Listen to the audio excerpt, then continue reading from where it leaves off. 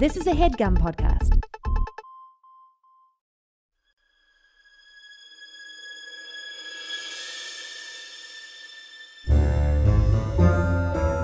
Oh, yeah. Welcome to A Funny Feeling Podcast. I'm Betsy Sidaro. And I'm Marcy Jarrow. This is a podcast where comedians tell us their paranormal experiences, and we listen to yours as well. Oh, yeah. And if you have one of these paranormal experiences that you want to share with us, please email it to us at funnyfeelingpod@gmail.com. Now get cozy. And prepare yourself to be scared silly. This is a Funny Feeling podcast.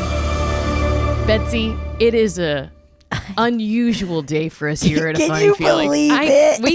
We've been manifesting this because we did no work. This was a cosmic shift happen, and this worked out so perfectly.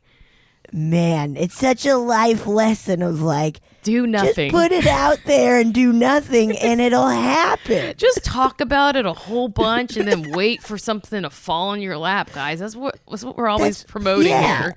Talk about doing it. Talk about doing it, and then do nothing, and it will happen. We're so lucky today because we have with us a comedian and podcaster, Adam Macias. Welcome. Hey, oh my gosh, I'm so excited. I'm brimming with energy right now. I am so excited to be here. I'm a big fan. I've been listening forever. I'm so excited for this. This is so fun because we know that you're going to knock our socks off today. So I'm very excited about that. All of our feet are up and socks are ready to I'm blow just down off. to get... Your socks are guaranteed to be blown off. I'm just trying to get spooky. It's scary, a little eerie with all of you. I've been listening forever. My show, That Was Wild, is actually kind of influenced by your like format of like sharing stories. Like you tell scary stories, I tell wild stories on my show, and we get listener people, but you guys are the OGs here. It's the spooky town for sure here. I'm just so excited to be here. What's like one of the wildest stories you've heard? Okay, so one thing that we do on the show, we're not as popular as you guys, so we have to go find stories. And the way we do that, we used to go on Omegle, now we go on Cam Surf, and we talk to crazy people. And just like randos on the internet. So truthfully, we have to dig through a lot of penises on Omegle. Like we're just like, okay, get out of here, right? Get out of here. Sign me up. And I always warn my guests. I always warn my guests like, hey, I'm really sorry. We're going to probably see some penises. I'm really sorry. But then we get to like some crazy stories. We just had one where this dude, it was started off so normal. He was like, oh, I'm a sound engineer. Oh, and by the way, I make custom guns. And he showed us all of his guns that he makes. Probably illegal. And I was like, I don't know if I should blur your face or not. And we didn't. We've done that. And truthfully, that's not even the second time somebody's busted out their guns on our show. It's truly crazy, wild, if you will. They're always people. Guess what? People with guns love showing them. Who knew that, right? Yeah, weird, huh? But one of my favorite kind of more memorable ones that happened early on was this guy who's British. He talked about he was an alcoholic and did a lot, loved to party, and he woke up in Japan one day and didn't know how he got there. And he tells the story of waking up next to a nice Japanese woman and getting kicked out of her house by her father. And my reaction was literally very much like yours, Marcy, of like, huh? Like, I need to know more. And so that's what we should do. We just kind of share really, really crazy, wild stories. Usually I try to say one of mine, and I just had nothing to compete with that. It's just wild stuff. And so, yeah, it's random people telling wild stories, and sometimes they're spooky as well. But mostly just wild.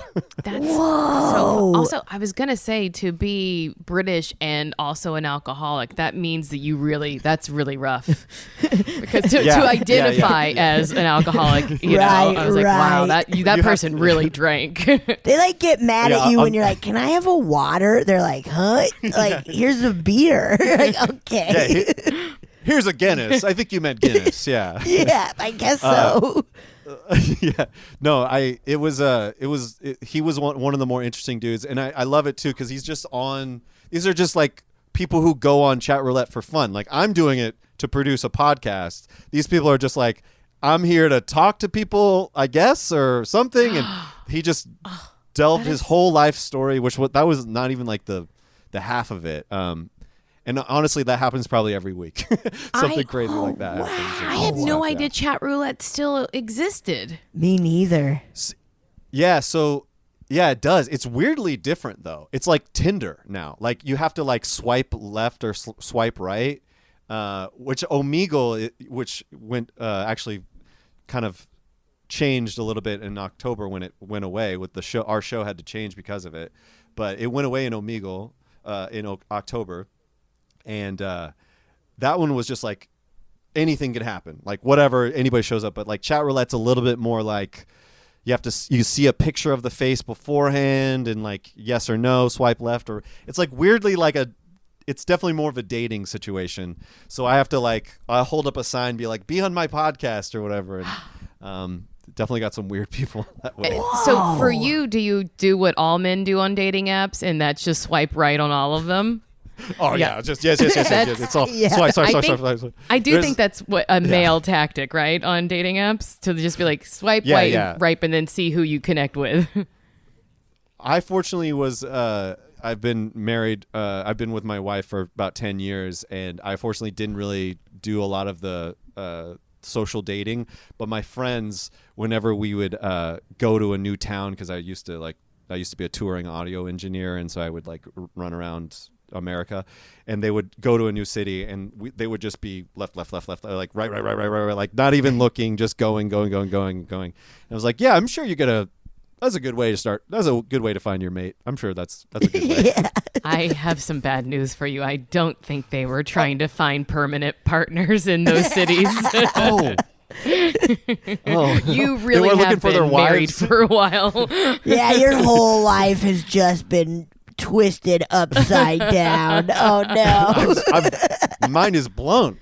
Wait, somebody wasn't trying to find their wives in Baltimore? In Baltimore? Okay. Baltimore. That sounds so wild and fun. And that's what it's called. That was wild, right? Good. Super fun show. Yeah, it's a very fun. I would love to please, both of you, come on the show. I'm sure you got some very wild stories. Oh. We could swap some spooky stories as well. Yes. I can make very benign stories sound wild because I'm confused about how they happened. I mean, that is also the fun part of it, is that we also like, I'm an improviser as well, and not as to the level of both of you, obviously, but what we do is we usually prove it that you're not to our level. Yeah. Try to do a scene without diarrhea. No. Oh, that was pretty good.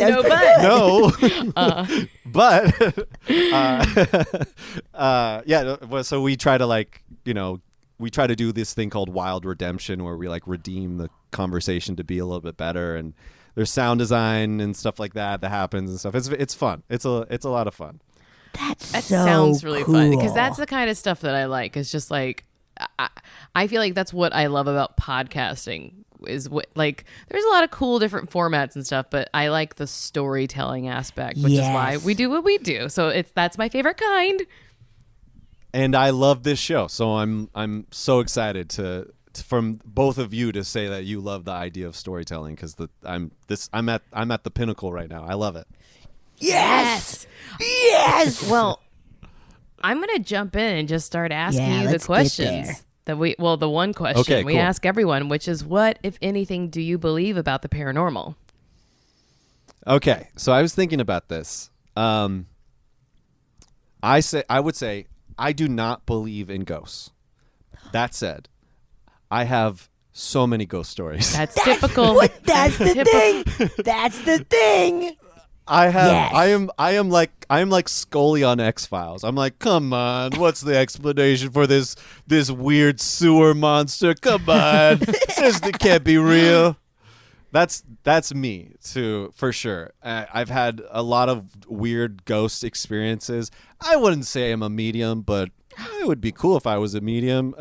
So do you think you are you gaslighting yourself right now? Is that how you can justify that? Yeah, exactly. I'm gaslighting myself to say I don't have special powers. Yeah. That's what I'm saying. No, I've weirdly had some interesting spooky things happen to me. The more kind of like crazier one was I was once cock blocked by a ghost. Yes. No. Yeah. And yeah. No. Yeah. Speaking of swipe, this is before my wife. It'd be crazy how I actually met my wife, right? Yeah. But my wife is a ghost, actually. she's a ghost. Yeah. Till death do us part. But it turns out that's not true. It's till death is when it started. But no, I guess I can just go into it. Go. Or, Yeah, run wild. Let's do it. Run wild.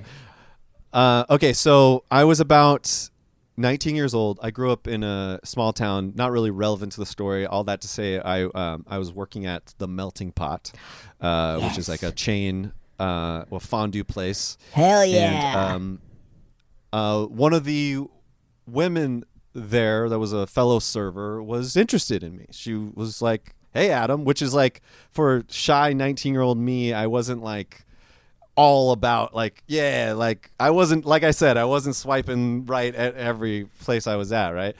And so I was very nervous. I was, and she invited me over one night to watch. This is pre-Netflix and chill, but in a way, it was a DVD and chill, if you will. Yes. She wanted to watch a movie, and we all knew what that meant back in the day. And I was very nervous, palms sweaty, and I believe the movie we chose, she's like, "What movie do you want to watch?" And I was like, she showed her, I probably should have picked like something romantic, maybe a little sexy, like The Notebook or something. I chose The Matrix. Was the movie. It's kind of sexy. It's a lot of leather and stuff. Isn't it rather long too? It's so long. It's also like, like metal. There's like, it's just not. There's the orgies in the second ones. I should have picked the second one. Right, when they're in Zion. That's the really sexy part. That's when they start banging. Yeah. We had to earn that. That's why they added that in the movie. Is the first one just didn't have enough sex, so we had to wasn't sexy enough. We only had Keanu a little naked in that weird like birth scene. Or whatever. Yeah. Which honestly was sexy though. Those abs, hot. Are you kidding Pretty me? hot. So good. Yeah. And all gooey and wet. Ooh, so good. Ooh. Marcy's Googling it real quick. She's just like, Wait a second. Gooey and wet Keanu Reeves as a baby? Yeah. But yeah, so we chose this, and needless to say, I did not make any like serious moves. While we're watching this movie, I'm like, stop! I'm gonna watch this. Like I'm watching this. We have to pay attention to know what's going on. Stop touching you gotta my watch leg. This twist. Yeah. He's all no to bullets. I'm like no to boobs. Apparently, Just dodging them all weird. Yeah. Oh, yeah. Her advance. This is me dodging her advances. But yeah, so we're like maybe halfway through the movie, and her roommate comes in, and she's like, "Oh, hey, how's it going?" And I'm just like, "Excuse me, like we're clearly in the middle of something, but we're like halfway through the movie, and." I think it was fine, like ultimately. So she comes in. She's like, "Hey, Bethany." She just got her roommate. Let's call her Ashley. And Ashley's like, "Oh, hey, yeah. I just got off work. It was just a normal day, but I got to tell you something. Billy tried moving my stuff again." And I'm like, "Billy? Like I thought it was just the two of you in this house." And they're like, "Oh, Billy's the ghost that haunts our apartment." And I was like, "Yeah, fucking right." I'm sorry. I don't know if I can curse or not. I'm pretty sure. Oh yeah, you totally can. Cool, yeah. Go nuts. Cursing is was the like, coolest. And Yeah, only cool kids curse. And I was like, yeah, fucking right. I turned into like a New Yorker at the time. My Scully brain is like, no. Mind you, I've already had in my life a few ghost experiences. But in this moment, I was like, no, come on, Billy. They're like, no, it's true. We have this apartment is haunted. No, it's true. I was like, yeah, okay, sure. Oh yeah, like whatever. It wasn't just wind. It's like, no, we'll prove it to you. Let's bust out the Ouija board. What? Some bad I girls. just got chills already, and oh my god! And I was like, yeah. No. Yeah, let's definitely do that. I've never played Ouija board before, but I'm sure it'll work out great. And I was like already like, oh no, I'm called out on my bluff, right? I'm like, yeah. No, let's do it. Yeah. No, ghosts aren't real. I'm definitely not scared more now. Uh-huh.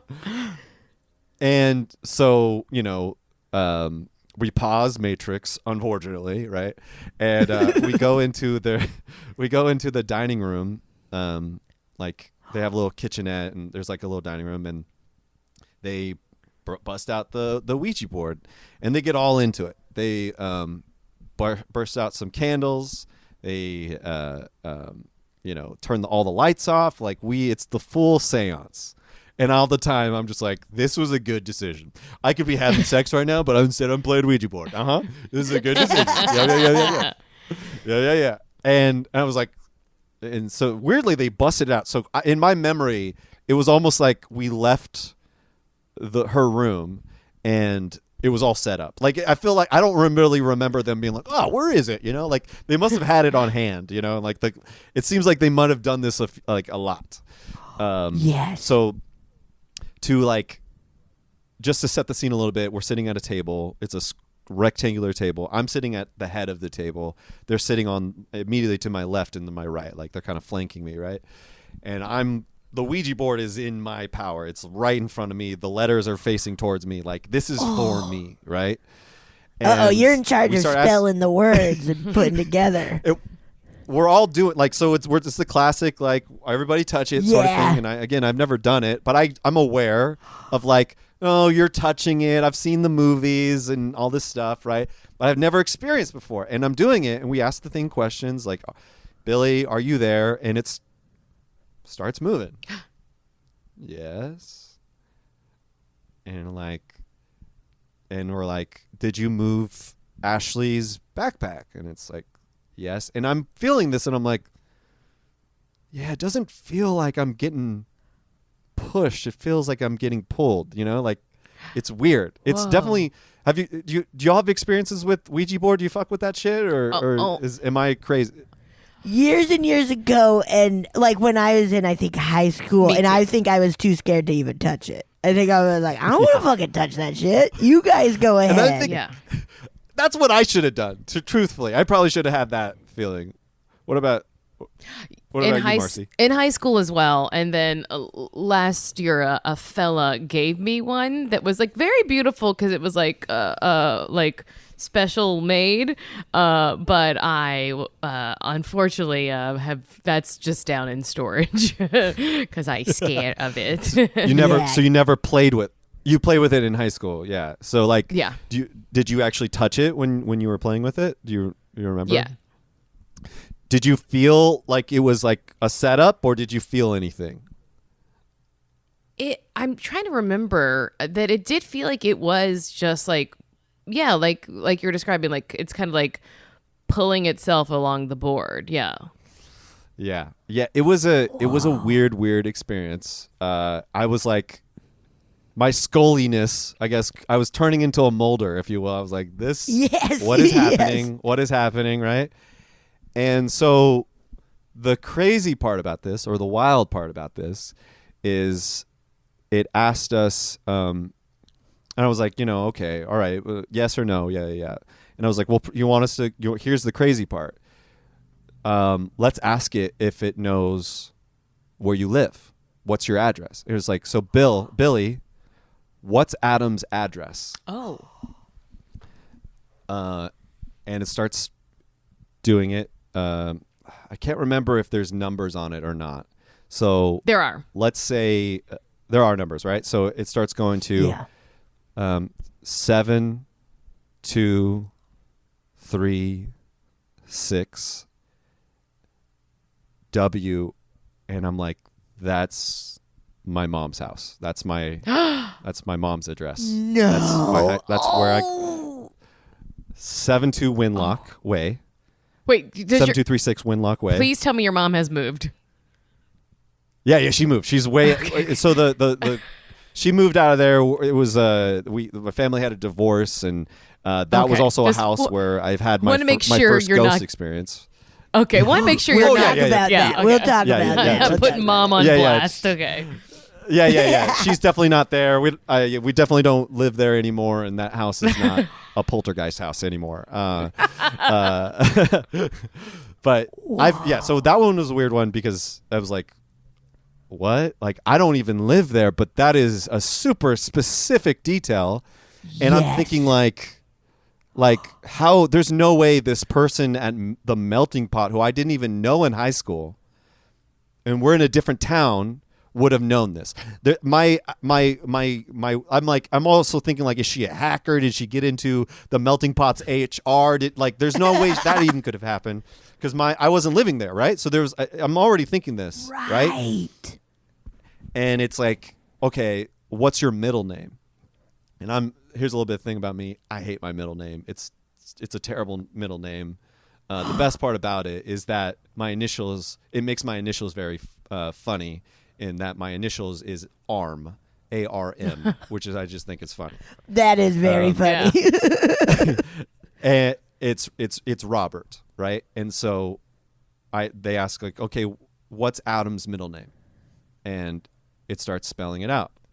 ROBERT.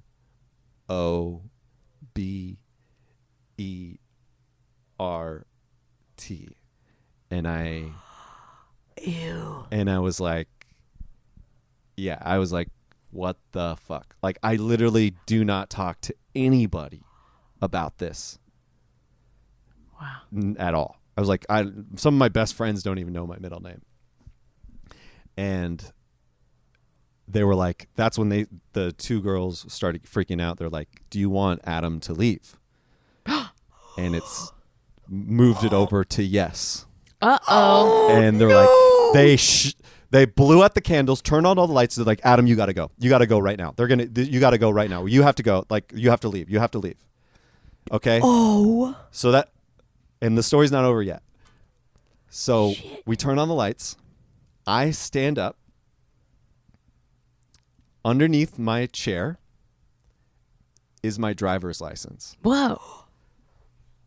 My driver's license, which had my middle name and my mom's address on the driver's license. What? On there. My wallet was in my pocket the whole time because we didn't unclothe to have sex, right? It's in my front pocket the whole time.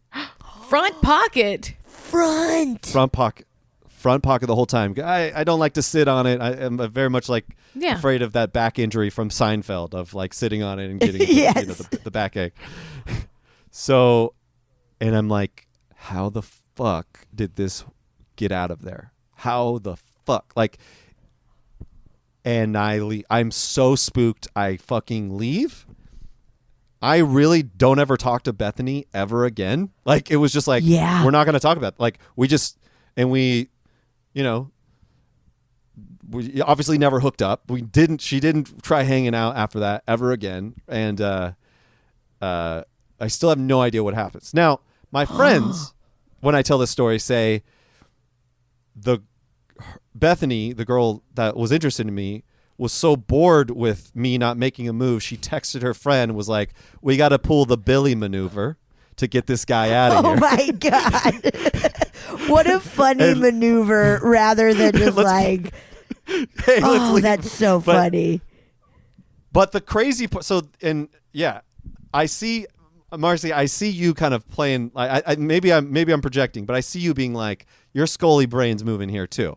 Like, we said live. Why specifically the driver's license, right? I have no idea. To this day, it's like, what a weird prank to never be like, haha, we got you, right? What a weird prank. Or just like, what a general weird experience. Like, it was like, it was the perfect prank in a way, right? Because it's like, I'm telling it now on a podcast. Yeah. Here's where my brain is going with this, is that Billy actually didn't know shit, so he had to take your ID and read off of it. That's what I was thinking. And I was like, that's very funny that Billy's like, I don't know, I just get the fuck out of here. You live at 72. That's what I was thinking of. Like, the ghost was like, give me that ID, I'll answer some shit. Yeah, that like maybe girls, whatever could have been, but the ghost is like, fuck, I gotta do my trick now. I wasn't planning on that. I wasn't planning. He's like, on I'm that. a ghost. I'm not a psychic. What do you want from me? I live here. I don't live out in the world and follow people around to their houses. Truthfully, it is a weird question to ask a ghost, like where this person lives. Like, I don't know. You think if I knew where other places were, I would be stuck here? I'm literally, I have to, my unfinished business is here. Like, it is weird to ask that, but. Yeah, I love the idea of like a little street urchin ghost, like who's like great at pickpocketing. Just taking the thing. But truly one of the most unexplained experiences. Yeah. It's just one of those things of like, I don't know what happened. Because it would take too many, like, it would take too much effort on their part to like make all of that come true, especially if it's not like, if they're not actually scaring you more than that. Like, it'd be one thing if they were like really gonna fuck with you, but like just to be like, oh, you have to leave. It's like, well, then don't invite me over if that's the whole game is that I have to leave. You know what I mean? Yeah, exactly. I've never did anything to you. yeah. Like, why prank me? Why? Like, yeah. So, but it also maybe they saw. They're like, he picked the Matrix. We gotta get him out of here, man. He had one. He was the Notebook or the Matrix. There's only one right option. It was. I picked the red pill. I picked the red pill, which was the Matrix, and I could have done the blue pill. Yeah, but yeah, pretty. Yeah, truly a wild experience for me. Yeah. Yeah. If a prank, a pointless one, and if a ghost, a not a very insightful one.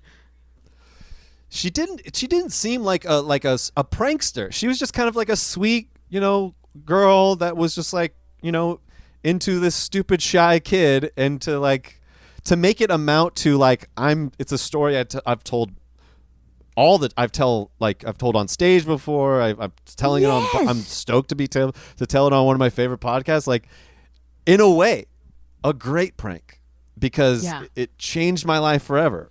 But is it a prank or is it just a lie? It's just a lie, right? Like, it would be.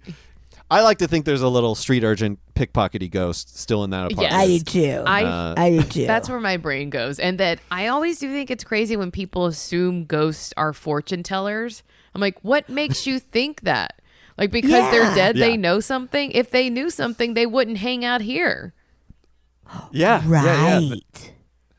They'd be at the stock market or something, right? They would be like telling their family, like, these are the numbers for the lottery.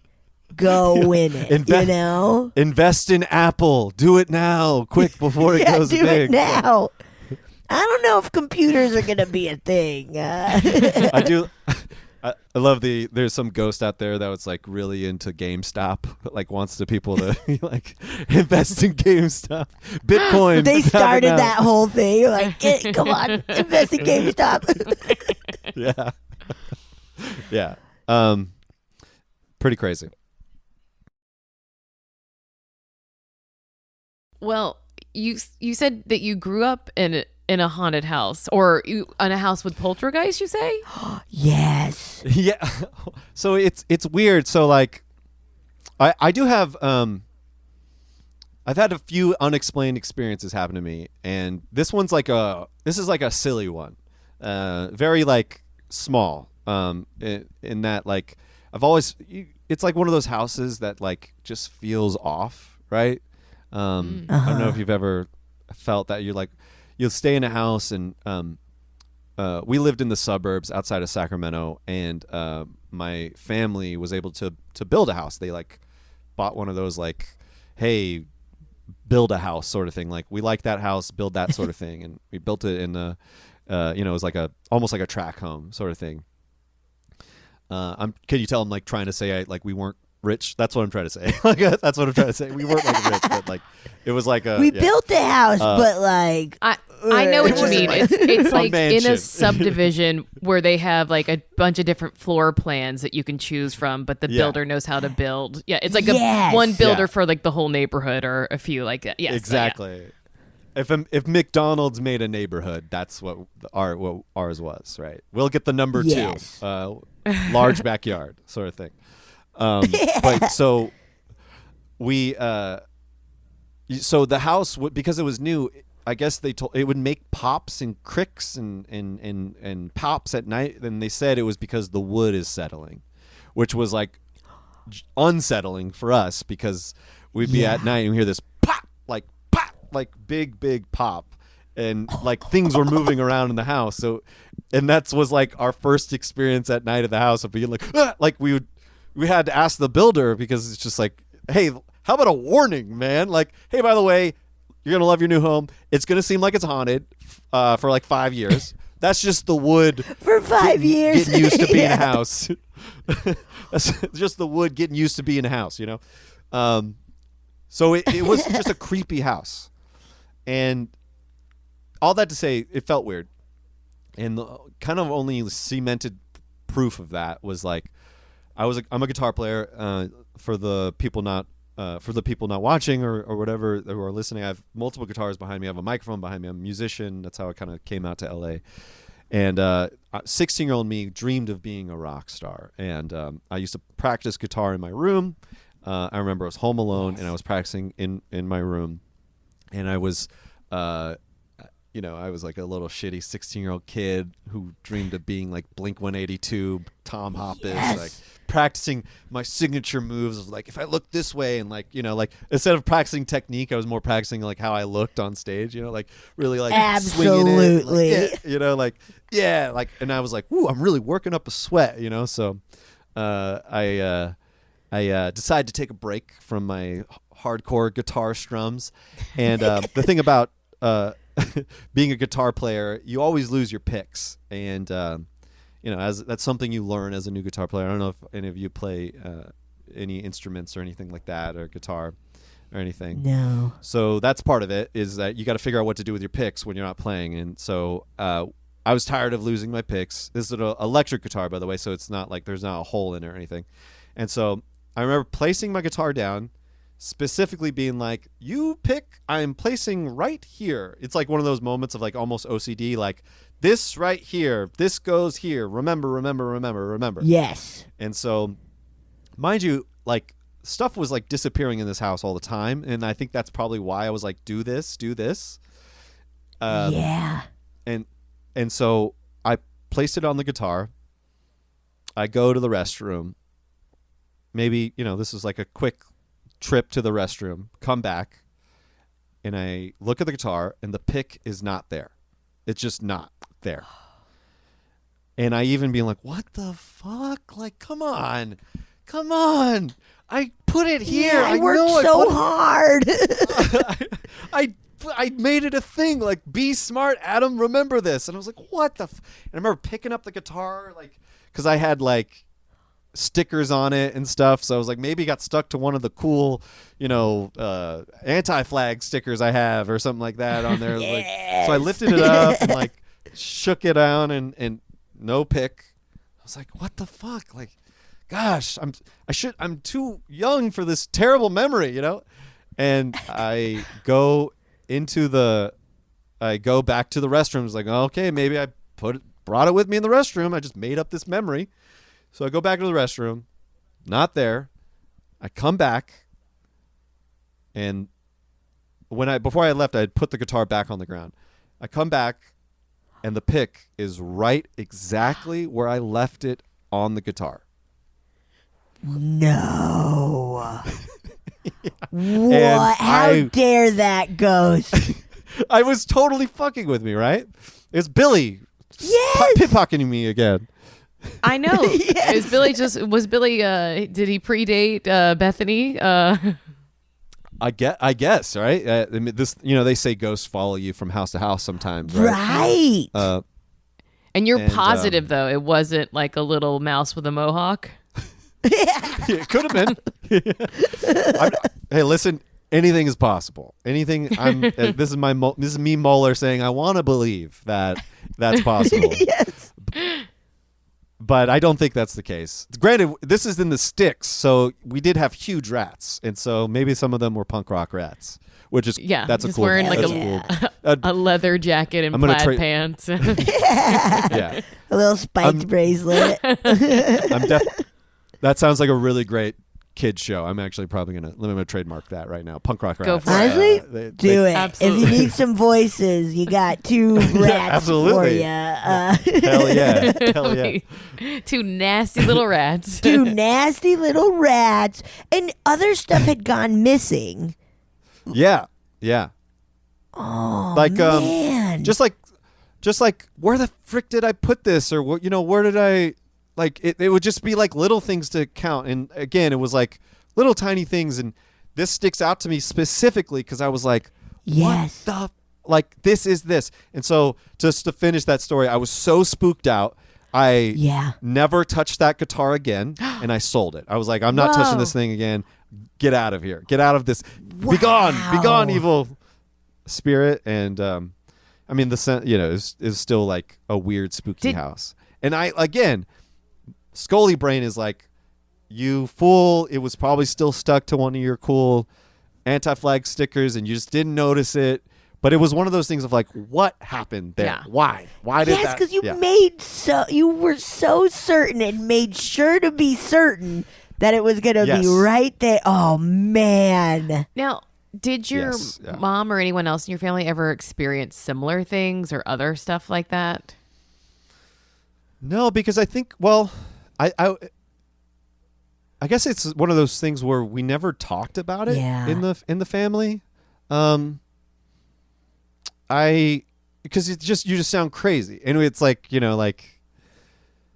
it's a weird time because when you're like 16, your brain is not fully developed, and it's like, I think it's hard for parents to take you seriously about stuff, and like, maybe I had a very imaginative brain growing up, and you would just see stuff sometimes, like in the I grew up actually with what's it called, sleep paralysis. Yeah. Whoa. So I kind of had to gaslight my brain around this. Oh, and mind you, my sleep paralysis was like acting up when we first moved into this house. Okay, something's up. Okay, did you move into the house? You mentioned your parents had divorced. Was that post-divorce? So, no, this is the house that my family broke up in. Well, if you will. I hate to blame the house, but I've heard of that kind of stuff. It's definitely possible. It could also be that my dad was an asshole. It could be. I think the house made him act like that. The house could have made him a bigger asshole. That's true.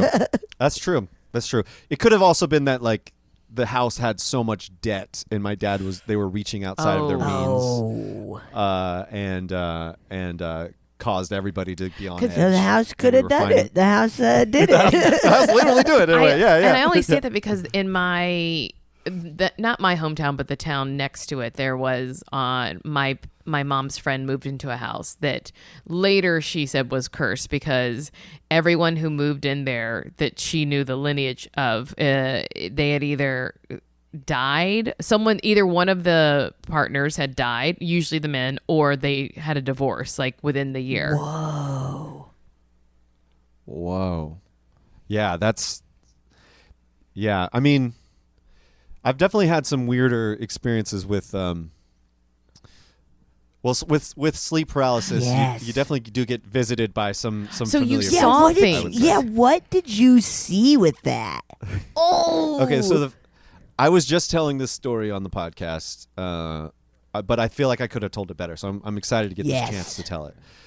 So my first experience with sleep paralysis was in the same room where I lost the pick, and I don't remember exactly the timeline, but it feels like around the same year or age at least. Because it was like almost the same setting. So all that to say, I was like 16 or so, and I have always had night terrors. I've always had this like weird feeling at night. Sometimes it's like kind of hard to describe, of like there's something big and I'm small. Oh God! And it's like a feeling. It's just I got really chills. like oppression, if you will, of like it's almost like if I had to say, I used to, okay, so small tangent. I used to date like a very Christian. I believe in we're fighting a battle for demons on earth, and she would describe what God feels like, and I'm like, that sounds like that thing I have always experienced in life. Whoa! Like at night. So I have no idea. Like it's just. Anyways, I sound insane, but Yeah, you're all the that to say, craziest like, person we've I've always- ever had on this podcast. Yeah, You're not crazy. the lady who married a pirate ghost. It's you. Yeah, who also was an impersonator and changed her last name to Sparrow. Yes, you're right. But all that to say, like, so how this happened was, I woke up, and I remember I had this fan in my room, and I remember seeing the fan, and it was the weirdest experience of like I was paralyzed. I was freaking out because I could not move. And I think before I kind of woke up, I had this dream of like some sort of like alien dog sort of thing. Like almost like I think it was like Alien 3, where it was like it wasn't like the one standing, but the ones that would like, Ew. like Ew. Yeah. Like- I know what you're talking about. Ew. and I had that feeling. I was dreaming about that, and then when I woke up, I was paralyzed, still waking up from a nightmare, which is already terrifying. Then to be like, I can't move, can't even move my mouth, right? And I remember seeing the fan, and as I'm kind of looking at this fan spin, I feel something start moving around my bed. I feel a presence in the room, and then I feel like something just jumped Ew. on the foot of my bed No. and jump and like crawl around and I feel it, and then I feel it jump off of my bed. Now I feel it staring at me from underneath the bed, kind of like, and I'm like, still like, get up, like, and I feel it kind of morph into like a bipedal thing, like a person standing up, let's just say, and then it goes and kind of hangs out behind me. It goes like, and I'm up against the wall, so then it kind of just feels like if this is my bedroom, it just kind of goes up against the corner, out of my peripheral 100%. And I'm freaking out because I'm like, what is this? What's happening? I have no idea what this is. What is happening? And finally, I'm able to move. And it's one of those things of like, okay, I can move. But your brain, it's like almost like waking up, right? Of like, I woke up, right? But I know I was awake. The thing that like I'm always stuck to is like, I know I was awake for all of that because I watched the fan. Yes. And it didn't skip a beat. It was like, just you can move now. No scenic change, no lighting change. It just was like that. It was almost like watching, like those TikTok videos of like somebody solving a Rubik's Cube and they have like a clock in the background. Like my clock was the fan that it was like proved the consistency of it, right? Of the experience. And I remember being like, what the fuck was that? What just happened? And this is in, early 2000s. Yeah. And this is well before sleep paralysis was talked about and all this stuff. There was like also like 5 pages. There's not that many pages on the internet. Like I don't even think Wikipedia was maybe becoming a thing. Right. So like, what do I describe? I describe, like, what do I ask Jeeves? Like tiny dog crawling in my alien dog crawling in my house. And I can't move, right. And so the crazy kind of, and this is also one of those experiences. I have another one about like this weird crab we found in elementary school. But anyways, of one of those things of like this is stuck in my brain because we didn't have the internet to like solve it. So I just was like, this is a thing I have to deal with. There was an alien in my house. There was a ghost that stole my pick. There was a a thing that's just like there's no way to solve it. And I think I finally found the right search terms at one point of like sleep, unable to sleep or something like that. And the first thing that came up was a folk tale. It was like folk tale, the witch riding my back. Oh no. And apparently that was the folk description of what later became known as sleep paralysis. I'm having such a vivid memory of being in high school and my friend having sleep paralysis and telling me about that, the witch. Yes. And apparently it's very common of like, it's something behind you on your back, just out of your peripheral. And they specifically the rich, right? And it's one of those experiences of like, I was changed. Yeah. I was changed. And to not have that answer right away, like when people started talking about sleep paralysis, I feel so good about anybody now having that, because I was like, I'm a weirdo. That something happened to me. Something's unexplained. I don't know what happened. To have that be like, okay, other people experience this. And I've even had the chance to be like before, like, hey, by the way, that was sleep paralysis. What?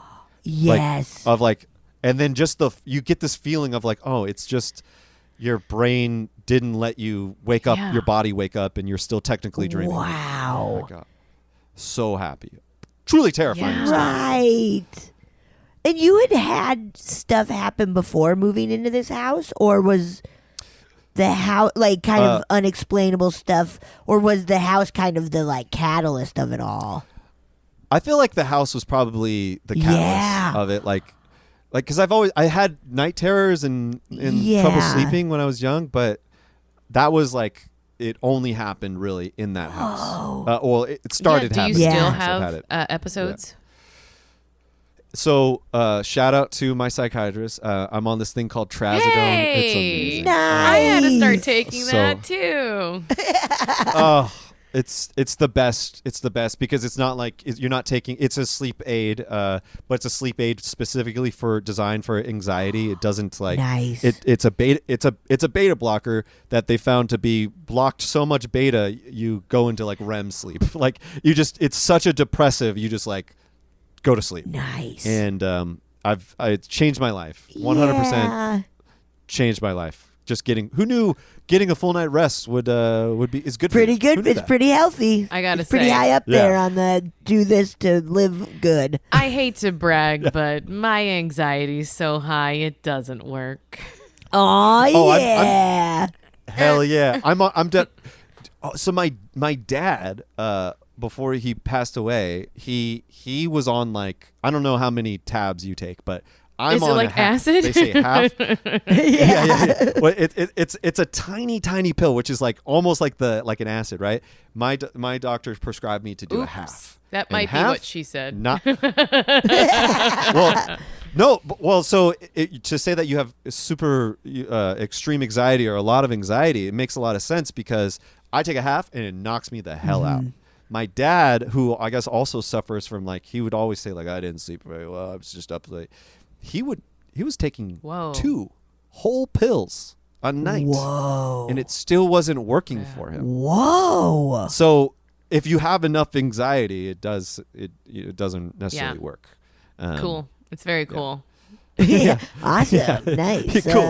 Really cool, man. My brain is keeping me alert. It's very funny too because I like last week I woke up at 2 a.m. then didn't go back to sleep, and I was like, but the really cool thing about this is it does make you feel a little miserable, but I also can function pretty well without having sleep. I'm just unhappy. Yeah. 100%. Just a little unhappy. Yeah. You definitely learn from it. I'm also on some Zoloft, so that helps too. Nice. I love my pills. Yeah. Pills are great. So good. Pills are great. I do have kind of one Yes. last story. Yes. If you have rules. 10 last stories, you can tell. Yes. I have 2 stories. Yes. I definitely want Is that cool? I don't know. If you have the time, Absolutely. we have the time. Yes. I love it. Okay, cool. All right, so one of them is one of the most unexplained things that's ever happened to me. That to this day, even with the internet, I still not can find out what happened. Whoa. This is when I was in elementary school. I was in specifically the 3rd grade, Miss Silva's class. This is very important because I remember exactly how the teachers reacted to this. Again, I'm kind of a nerd. Like I said, I'm a shy improv nerd, and so I remember I was very much into collecting bugs. I had a bug collecting crew. This is something we would do in recess. We would collect bugs, or we like to pretend like we were archaeologists. There's still plenty of stuff to be found here at elementary school in Sacramento. Oh, yes. That's the so world cute. Is, and genuinely so being like, I don't think anybody's ever seen this before. I've never seen it. Like, do you see this roly-poly? It's so big, Collected a lot of roly-polies back in the day. A huge, big old bumblebees. It was wonderful. So we would go excavating, and we would just means digging in the dirt. And one day, we're digging by this tree, and I think I was a part of another excavation team. So I was on another tree, and I hear my friends, Jason, goes, whoa, whoa, whoa, whoa, whoa, whoa, guys, come over here. And I run over there. I'm thinking like, what? Oh, okay, like cool. What caterpillar did you find? Or whatever, right? Like, because, and we there's a little tiny hole, and we kind of see this like material, it looks organic, but not like dirt, right? Almost could have been wood, like a weird sheet of wood, and we poke it, and it starts to. Ooh. What? And we see it, and we see a little tiny claw kind of come out of the dirt. Okay. And we see it crawling, and it's a crab. There's a dirt crab. There's a crab in the dirt. A dirt crab? In Sacramento? It's Sacramento. It's Sacramento. In Sacramento. A dirt crab. We are nowhere near water. Nowhere near water. We are South Sac, so there's no major river. There's like a levee near us or something, a spill off sort of, but nowhere near. There's a dirt crab, and we're immediately like, holy shit, the thing we've been looking for, we found something. God. We did it. And then we were like instant, like, you told us we never find anything. I was like already in my acceptance speech for a Nobel Prize or whatever. I'm just like, you never would have. And so what we do is, of course, being a 8-year-old 3rd grader, I of course go tell our teacher, go tell somebody, tell an adult, believe me, look at, or I'm not crazy, because when we're that age, anything's possible. You have such an imagination, and you're every adult is like, oh gosh, yeah, sure, you found, and that's how they reacted. Of like, okay, sure, what did you find? Okay, was it just some toy? You guys buried a toy, and we bring our teacher over there, and she, what the, she gets on the radio. She calls. Mind you, I went to go get my teacher. Teacher's a little bit older. She's moving slow. You gotta come meet us in the thing. So I go back, and there's already a huge crowd gathered around this tree because everybody's finding out. People are radioing in. The principal's by there. Whoa. He's kind of and they're just there's people being like, there's a fucking dirt. What do we do, right? What do we do? We and have to handle this.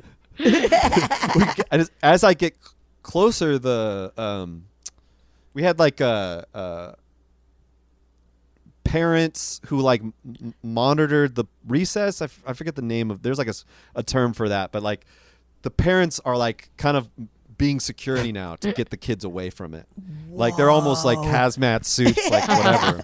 Don't touch it. And, like it's a total like alien experience sort of thing of like crash landed, or they're trying to like get us away from it. And the recess bell rings. They're like, everybody, you gotta go back to your class, go back to your class. Fortunately for us, or unfortunately for us, I guess you could say, Jason, who originally found it, had discovered that it had little tiny babies, like little tiny baby shell thingies, and he had them still before they kicked us out, and brought it back to our classroom, our third grade class. And we're all reeling. We're like, what a huge day. This is crazy. It was just a huge day for us in the Mrs. Silva's class. We're like, what's going on? And he starts giving them to us. We have them in we have enough. He brought enough. Like there was like, we had them in the, those little desks that like had the little cutouts with like the books. Yeah. Like we had them like lined up in the top there of like, right, like kind of against the little lip at the bottom. Like we're just like, we're going to raise our own dirt crabs, like, and Mrs. Silva comes in and she's like, she kind of shuts it down. She's like, listen, we don't know what that is. I know this is very sad, but you have to give me those babies. You have to give them to me. You have to keep, like, they could be poisonous. We don't know what this is. You have to give them to us. And we're like, okay, it sucks, but it's for science. Yes. However I can get my prize, my Pulitzer Prize, that's fine. Yeah, it's just make sure I get credit. If I'm going to the Smithsonian. Yeah. This thing belongs in a museum. Yeah. I'm in Amelia Indiana Jones. And she takes them. This is how I knew the game was fucked. Oh, no. Or whatever, is that she took them and she had them in the palm of her hand. She goes to the trash can. And just like as if she was dropping little tiny like dispensed M&Ms. No way. She's like, not even like, just like has them fall, almost taking pleasure in it. Yeah. It's just like such a weird way to throw something away of like, could have done it like, like brush your hands off. In front sort of a bunch of kids. Like go to the bathroom or something. It just goes into the trash and and we just never talked about it after that. What? It was like, even the kids, like it was almost like Men in Black came into our house and just erased our memories of it, because it should have been in the yearbook. It should have been in the news. It should have been in the school newspaper at the very least, but we just never talked about it. And it was one of those things of like, again, like we didn't have the internet, for sure wasn't a thing at this time. What do we do with this information? I think it's like, and the moral of this is like, we just had this in our head. There's almost this like, if we didn't have the facts, like, did it really happen? Oof, yeah. We weren't Instagram. Like, I can only imagine it now. Like, it would be on TikTok, and it would have gone viral. I would have been a content creator at the age of 8, of being like, I'm the alien crab. I'm the dirt crab kid, and yeah, it's totally unexplained. And I think it was also one of those memories that I just like kind of forgot about and remembered, and be like, well, that's great. It's almost like a Stephen King situation of like, oh yeah, remember that clown used to like haunt us? Yeah, should we go back find that clown? Which is kind of what I want to do. I want to find Jason. I want to find him. He's like, hey, remember that dirt crab? Yes. Like I want to. And unfortunately, because when I moved away and I'm not in touch with anybody from back in the day. Maybe if anybody's listening to this that went to Matsuyama Elementary School in Sacramento and was in Mrs. Silva's class and experienced the dirt crab day, please let me know. Yes. Find me. Let them know. Let us know. We got to figure this out. Somebody corroborate this story. Or if you study bugs and know what kind of dirt crab lives in Northern California or Central California. 100%. Please let me know. Wow. Please. And so I guess my dad was a landscaper, so there was these things called grubs that kind of grow underneath lawn. Yeah. They kind of look like shrimp. You know, I don't know if they look like straight up shrimp, and so that's what I thought it was, and I had already seen that, but this was a fucking crab. Like it had little pincers, and that's so weird. And there are crabs in the dirt. It's true. There are dirt crabs, but they're in like Indonesia. They're not in Sacramento. Whoa. They're not. But there are crabs that live in the dirt, or like crustaceans, bugs that resemble that, but they're not native to Sacramento at all. The way like your teacher coming in and being so serious about it, it really does make you feel like what happened. Like also, what a bitch. It makes the way she handled it, the way she took pleasure in that. It was almost like this. We gotta see, like it appeared like this was a battle they've been fighting with the dirt crab population for years. Like when the kids are gone, they're underneath the school, like in a dirt crab battle, being like, "You'll never see the sun. You'll never," like it was so like malicious and like weird. Like we don't talk about that. Like it was truly one of those, like, I don't remember, like, what happened there. Please tell me. Please tell me what happened. Yeah. Oh, that is so strange. yeah. And then you said dirt you had crabs. one more story? I do have one more. This one's one more. This one is sad but a little sweet. So I mentioned my dad, who's a landscaper. He recently passed away in October. He passed away very suddenly from a stroke. And man. And it was just he was relatively young. I think he was about to turn 71. He was like a few weeks away from turning 71. It hurt us really bad. When he passed away, I was in LA. He was still in Sacramento, and I flew up there to go see him. And on the day that he passed away, my brothers, I have an older brother and a younger brother. They were able to visit his body. They were able to see him, and I was on the phone, but I didn't want to FaceTime him because I felt like that would have been to FaceTime a dead body would be weird. Like it's not an experience I want to have, I guess. So I decided to go up there and see the body, and the morticians prepared it, and it's my dad. Like I said, he was an asshole, right? But he was my asshole. Yeah, right? yeah. Like, he's my dad, and for better or worse, I loved him. And it's one of those things where we didn't really get a chance to say goodbye. Like it just happened. I know we also didn't say we loved each other enough. He tried in his very man machismo way, but he never got a chance to, and is really unfortunate. I'm like starting to tear up a little bit. No, yeah. But so I go to see the body, and I haven't had a serious. The night he died, I cried pretty bad. Yeah. I dropped the phone. It was bad, but I was holding it together pretty good up until I went to go see him, and I broke down. It was just one of those. I don't know if you've ever seen a loved one like that, but it's hard, so hard. And I had my moment with him. I spoke to him, and touched him. His skin is just the cold. I definitely don't suggest touching a dead body, especially of a loved one, because it was like, oh yeah. But I needed to do it because it was like, he's dead. It's like, it's also interesting. I don't know, having somebody in your life pass away. I almost kind of needed proof. I don't know.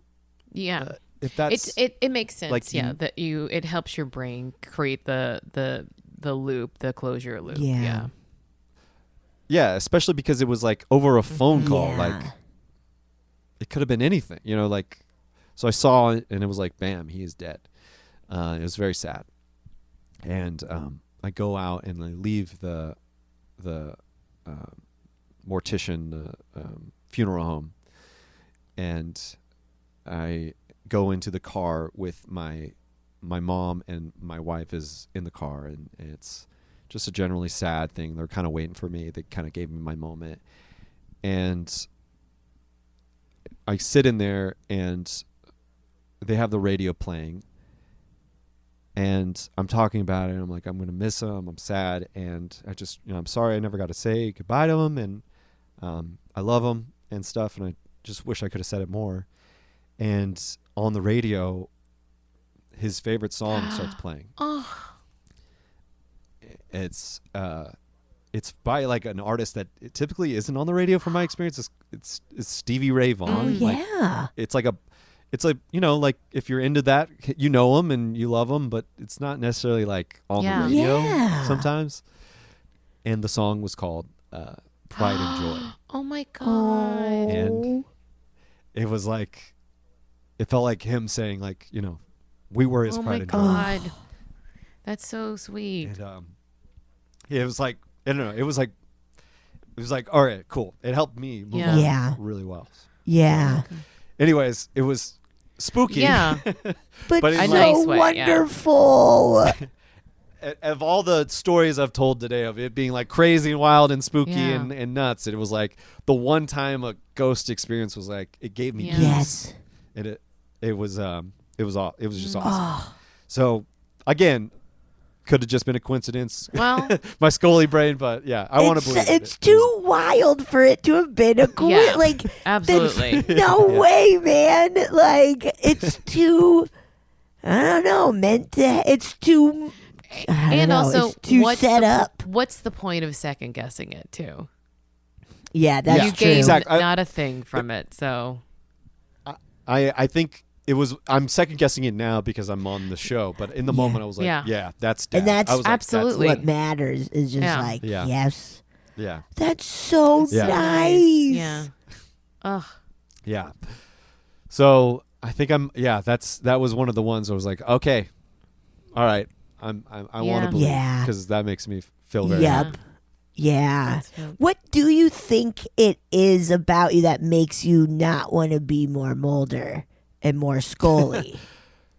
I think it's like just I grew up in like a not cynical of like, we grew up in like a no nonsense house. Like, come on, get out of here. Like that's not true. Like don't believe this. And so I very much like.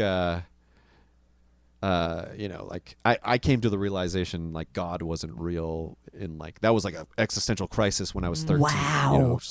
Just being like, God's not real. Like, come on, let's be honest. Yeah. Like I couldn't lie to myself anymore. So it was just one of those. I've always been like, what's the truth? What's the simplest, easiest truth of this? Just to like cope with stuff, and that was I think that's probably why I've always been like, ghosts aren't real, even though I've been haunted a bunch of times. They're not real. I'm just insane. What makes sense is that I don't sleep well and I got to take medication. It's confusing in that way. It's very confusing. Before we go, do you have time to listen to a listener story? I'm actually was so worried that I talked too much that we might not have a chance to. Awesome. I'm so stoked. Yeah. All right. Thank This you. has been so rad. No, absolutely. All right, I'm going to pull one up for us right now then. Nice. Wonderful. Hi, ladies. You guys are awesome. I'm a day one listener, and this is the first time I am telling one of my stories. I've always experienced the paranormal since I was probably born, but as long as I can remember, I do deal with spirits and entities on quite a regular basis. So at this point, I'm not afraid of a lot of things that happen, but I am going to tell you a story that happened within the last couple of years that actually did scare me. I was home alone, and this is a period of time where a lot of things were happening in the home, which is normal and didn't freak me out. So I was aware something was around, but I work from home, and no one was in the home except for myself and my 2 cats at the time. My kids and my husband were out doing stuff they needed to do, and I hear doorbell ringing, and I'm one of those people who will look through the door hole, and if it's someone I don't recognize, I won't open it.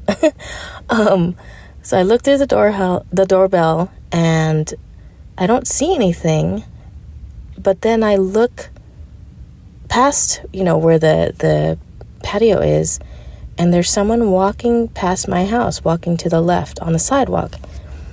And it looked like my oldest son, who was about, I think he had just turned 18.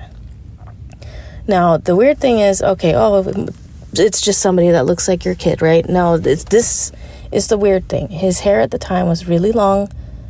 He had kind of bleached it for, his whole wrestling team had bleached it to go to state. So it was kind of this blonde orange color. And he's very tan. He's very tall and lanky. And he wears a specific hat. He's got his own style. It's very unique. He's a very unique looking guy, especially at that time with that hair. And I was like, is that my kid? But he was walking away from the house. But the weird thing is I could not see his face. Something was really off.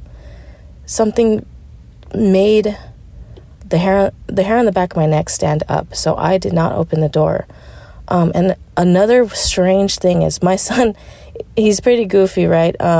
And he likes to amuse his little brother, and he'll walk around the house in this weird walk that's kind of bow-legged, and the arms are out, and it's just goofy looking.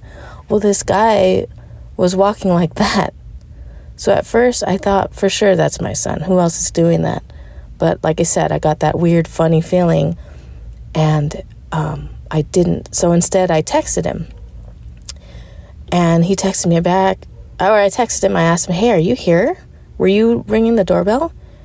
He texted me back, and he's like, no, they were somewhere they had to be at that time. He goes, no, I'm over here. Why? And I told him what happened. And yeah, we have no explanation. I've dealt with mimics a lot, but I've never dealt with a mimic that was that clear, and especially in like bright daylight. Like it was the afternoon, but it's here in Arizona, it's pretty bright. It was during the summer. So yeah, that is something that creeps me out. Yeah, that's one of many stories. Let me know if you guys want to hear more, and keep doing the great things you do. Love you guys. Bye. Tell us more. Yeah. You've dealt with a lot of mimics. Oh my God. That made me like my back clench up hearing that. Yeah. That my whole body. It's got that horror film sort of vibe of almost like a like Us. Yes. Sort of they walk all creepy. It made me think of the Mothman, like a Mothman sort of situation. You're familiar with that folk he tale? comes people see the Mothman before a tragedy.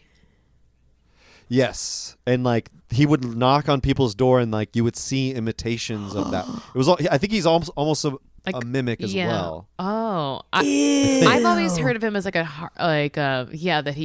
people would see him before the first instance in America was that before that bridge collapse, right? Yeah, right. Yes, yeah. You know, sometimes when I hear stories like this, I think could be kind of like a time slippy sort of thing, but this gave me the feeling of something more malevolent and not just her body's reaction to it, and just being like, this is not a good thing. Is okay, yeah, listen to that. That's when you see your son and you're like, that's not my son. That's Ugh. Yeah. I also love the idea of you text your son in that instant of well, I don't want to bother him. Texting phone call culture is so it would dead be that disgusting to call your son. That would be a huge boundary cross. Yeah, you'd be the monster in the story.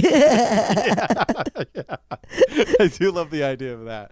Wow, that's so crazy. I didn't though. like ugh. That is so creepy. I got major chills. It does seem like a time slip. Yeah, what if it was just a little bit of the future you saw into the keyhole, literally, but the door. why would he for the go passage. ring the doorbell? That's the part that I'm that feels weird and malevolent, it's something trying to get in, wanting almost to get in. Oh fuck, almost she was talking about being in the desert, almost like a skinwalker. Oh, I think I'm not supposed to say that word, and I apologize. So, but also it's on me if it happens. Yeah. If something bleep comes it against out, me, dude. Bleep it out. Okay. Wait, is it Wait, you're not allowed to say it because like that's not. It's like I think that problematic, or it's like just like it's bad like luck. saying Yeah. Bloody Mary. Yeah. It's, or gotcha, something gotcha. I don't Okay. remember everything. I've done a lot of improv Okay. and drink a little, so So it's all gone. That is so creepy. very creepy. It is strange that it would like it inherited the thing that is meant to be spooky. Yeah. For Yes. his That's younger that's why I'm like brother, it's too. malevolent. It's bad. It feels bad. Yeah. Also, like we were talking about it before, like bad prank, right? Yes. Like that. Like if you're gonna own it, Yes. right? Otherwise, it's like if it would be a better prank if it was like, oh, that's my son and he's just walking normally. Weirder prank to be like, that's my son, but he's acting like that creep version of my son.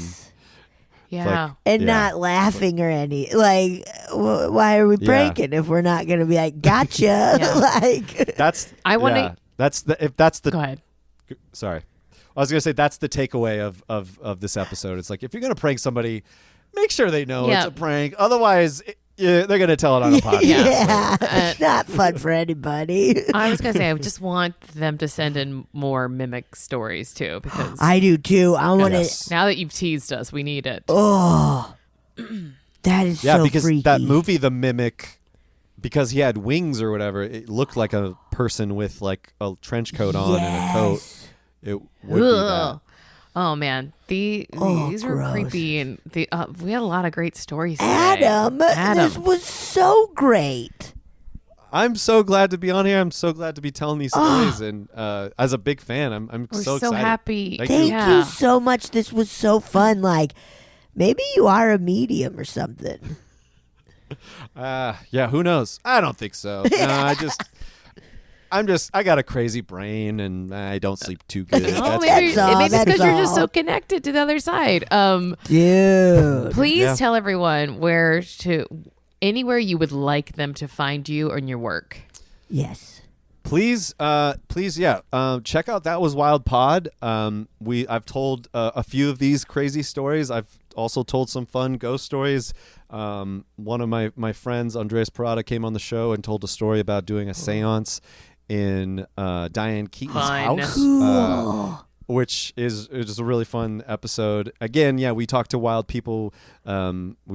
We take our own kind of submissions and stuff like that. I'm trying to steal your Yeah. guys' No, submissions. Go for it. No, but please, check it out. That's That Was Wild on everywhere you find pods.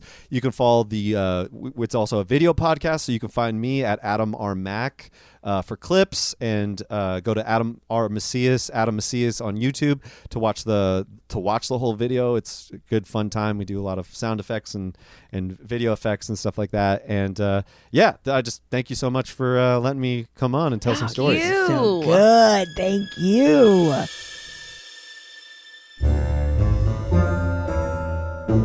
Oh, yeah. Thank you so much for listening to A Funny Feeling. If you have a paranormal experience that you would like to share, please send us a voice memo, or you can email us just a letter at funnyfeelingpod@gmail.com. I'm Marcy. I'm Betsy, and don't shit your pants.